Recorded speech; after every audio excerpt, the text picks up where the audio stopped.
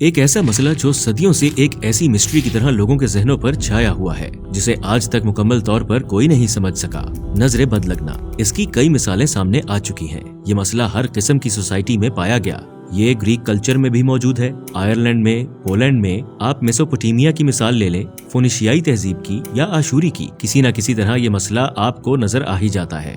اور یہ وہ مسئلہ ہے جس کے بارے میں اسلام میں بھی بہت بات کی گئی ہے، مطلب صرف ایک نظر، ایک گہری نگاہ کس طرح کسی شخص کو نقصان پہنچاتی ہے، اور یہ بھی کہ ہمیں بری نظر سے بچنے کے لیے کن باتوں کا خیال رکھنا چاہیے۔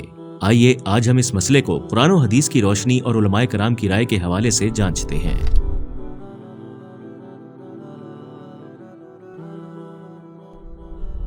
سورہ القلم کی آیت نمبر 51 میں اللہ تعالیٰ پیغمبر صلی اللہ علیہ وسلم سے مخاطب ہیں، اور یہ کافر تو تلے ہوئے ہیں اس پر کہ اپنی نگاہوں کے زور سے آپ کو پھسلا دیں گے جب وہ قرآن سنتے ہیں اور کہتے ہیں کہ یہ تو دیوانہ ہے۔ پہلے حصے اور یہ کافر تو تلے ہوئے ہیں اس پر کہ اپنی نگاہوں کے زور سے آپ کو پھسلا دیں گے، اس کی تشریح علماء کرام نے بری نظر کے طور پر بیان کی ہے۔ دوسرے لفظوں میں کفار نبی صلی اللہ علیہ وسلم کو ایسی حاسدانہ اور نفرت انگیز نظروں سے دیکھتے تھے کہ جیسے ان کا مقصد آپ صلی اللہ علیہ وسلم کو نقصان پہنچانا ہو۔ ایک اور حدیث میں ہمارے پیارے نبی صلی اللہ علیہ وسلم نے بھی اس کی وضاحت فرمائی، نظر بد آدمی کو قبر میں اور اونٹ کو ہانڈی میں پہنچا دیتی ہے۔ عرب لوگ بری نظر کو اصابت العین کہتے ہیں۔ جب کسی چیز کو بری نظر لگتی ہے تو یہ اسے تباہ و برباد کر سکتی ہے، اور اگر کسی بندے کو لگے تو یہ اسے زخمی کر سکتی ہے یا پھر اسے نفسیاتی طور پر تنگ کرتی ہے۔ اگر آپ کو یہ لاجک سمجھنے میں مشکل پیش آ رہی ہے تو اس طرح سے سوچیں۔ پہلی بات تو یہ ہے کہ انسان کو ہر چیز کا علم حاصل نہیں ہے۔ ہم ابھی تک کوانٹم فزکس کے راز صرف دریافت ہی کر رہے ہیں، اس لیے صرف بری نظر سے دیکھنے سے ہی کسی کو نقصان پہنچانا بھی ممکن ہے۔ دوسری بات، ہم ان اثرات کو سمجھنے کے لیے لیزر بیم کی مثال لے سکتے ہیں۔ لیزر بھی روشنی کی شعاؤں کا مجموعہ ہوتا ہے، لیکن یہ بیم اتنی طاقتور ہوتی ہے کہ چیزوں کو کاٹ ڈالتی ہے۔ اسی طرح آنکھوں سے نکلنے والی روحانی شعائیں بھی خاص انداز سے اثر ڈالتی ہیں۔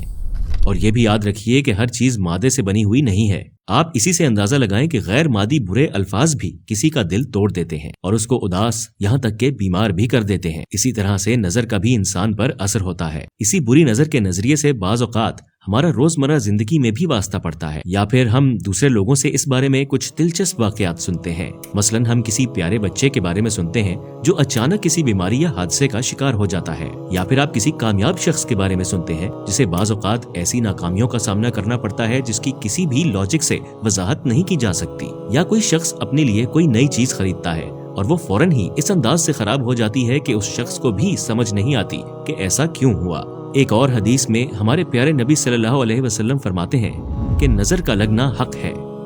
اگر کوئی چیز تقدیر پر سبقت لے جانے والی ہوتی تو وہ نظر ہوتی۔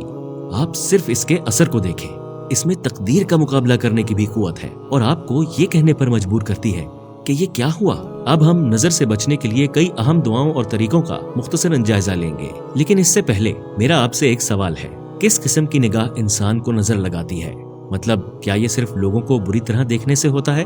ایسا نہیں ہے۔ کسی کو بری طرح سے دیکھنا، جیسے حسد بھری نظریں، یا پھر کسی کو بہت زیادہ تعریفی نظروں سے اور پیار سے دیکھنا، ان دونوں طریقوں سے نظر لگتی ہے۔ اس کا مطلب ہے کہ یہ آپ کی وجہ سے ان چیزوں کو بھی لگ سکتی ہے جو آپ کی ملکیت ہے یا پھر جنہیں آپ بہت چاہتے ہیں، حتیٰ کہ ایک ماں کی نظر بھی اپنے بچے کو لگ سکتی ہے۔ اس بارے میں اچھی خاصی تفصیلات موجود ہیں، لیکن ان سب میں ایک مشترک بات یہی ہے کہ اگر قابل حسد یا قابل تعریف کوئی چیز ہے تو وہ رسکی ہے۔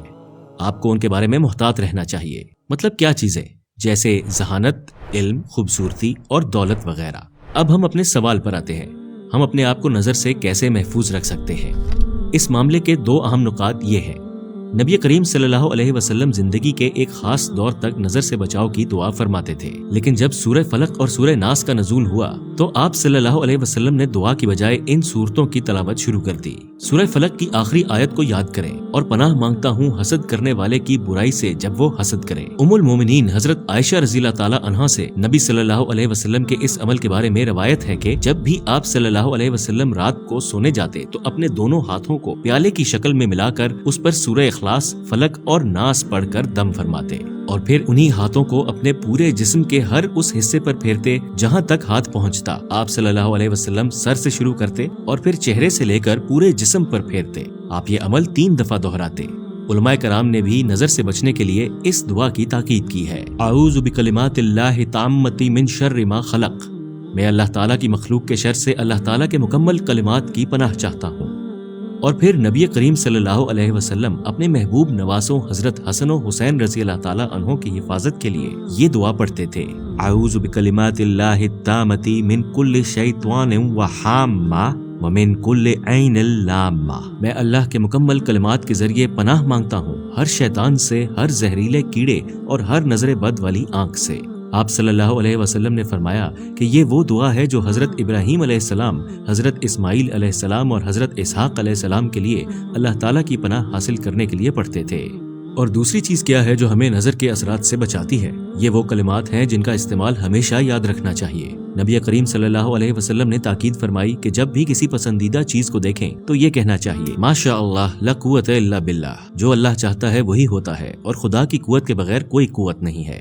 نبی کریم صلی اللہ علیہ وسلم کی حیات کا ایک اور واقعہ ہے۔ سہل بن حنیف بہت گورے اور خوبصورت جسم کے صحابی تھے۔ عامر بن ربیعہ نے ان کو دیکھ کر کہا کہ آپ جیسا جسم آج تک میں نے کبھی بھی نہیں دیکھا۔ سہل کو اسی وقت بخار آ گیا اور بخار شدید ہو گیا۔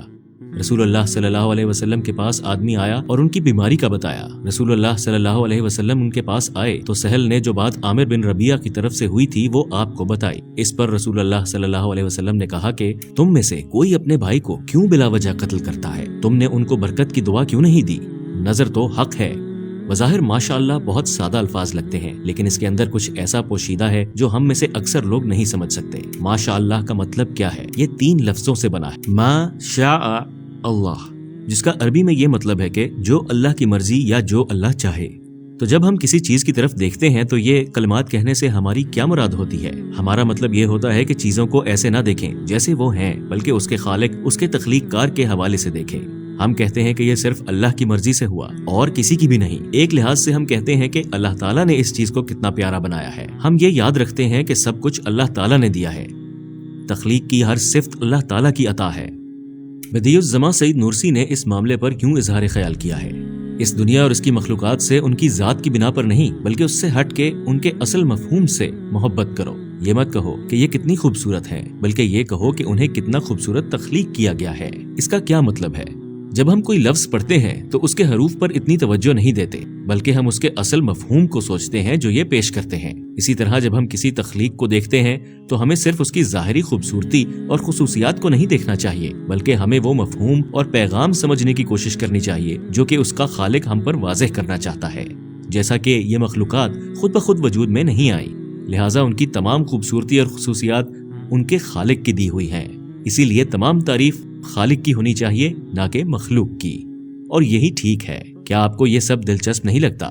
وہ حدیث جس کا ذکر ہم نے پہلے بھی کیا ہے یہ بتاتی ہے کہ اگر ہم کسی چیز کو اللہ کے لیے نہیں بلکہ صرف اس کی ظاہری خصوصیات اور فوائد کی بنا پر دیکھتے ہیں تو پھر ہم اس چیز کو نظر لگاتے ہیں۔ یہ ہمارا نیا خریدا ہوا فون بھی ہو سکتا ہے، یا پھر ہمارا پیارا بچہ، یا ہمارے رشتہ دار، یا خوبصورتی، یا پھر اللہ کی کوئی بھی نعمت ہو سکتی ہے۔ لیکن اگر ہم ان 2 باتوں کا خیال رکھیں، مطلب ان صورتوں اور دعاؤں کی تلاوت جس کا ہم نے ذکر کیا ہے، اور ماشاء اللہ تبارک اللہ کہنا، تو انشاءاللہ ہم نظر کے اثرات سے محفوظ رہیں گے۔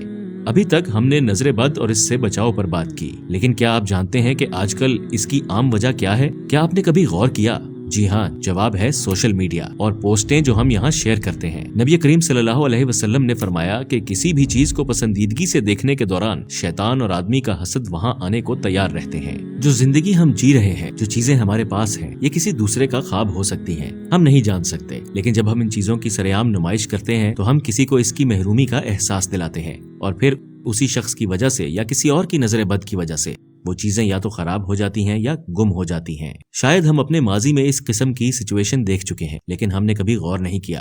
اس مسئلے کے میں 2 فائنل حل بتانا چاہتا ہوں۔ پہلا یہ کہ ہمیں خیال رکھنا چاہیے کہ جو ہمارے پاس ہے اس کی نمائش نہیں کرنی چاہیے، ہمیں کسی کو اس کی محرومی کا احساس نہیں دلانا چاہیے۔ اور دوسرا یہ کہ اگر ہم کسی وجہ سے یہ سب شیئر کرنے کا ارادہ کر بھی لیں تو ہمیں لوگوں کو کہنا چاہیے کہ یہ سب اللہ تعالیٰ کی طرف سے ہے، ہماری طرف سے نہیں، اور کہیں الحمدللہ۔ اس طرح کہنے سے کہ یہ ہمارا نہیں بلکہ اللہ تعالیٰ کی نعمت ہے، ہمیں لوگوں کو یہ جتانا چاہیے کہ تعریف صرف اللہ کے لیے ہے اور اسی کا شکر ادا کرنا چاہیے۔ مختصراً یہ کہ اللہ تعالیٰ نے نظر بد کو ایک وارننگ کے لیے بنایا ہے۔ ایک طرح سے نظر بد ہمیں کہتی ہے کہ ہوشیار رہو، اور یہ ہمیں تمام نعمتوں اور ان کی خوبصورتی کے اصل ذریعے کو بھلانے سے باز رکھتی ہے۔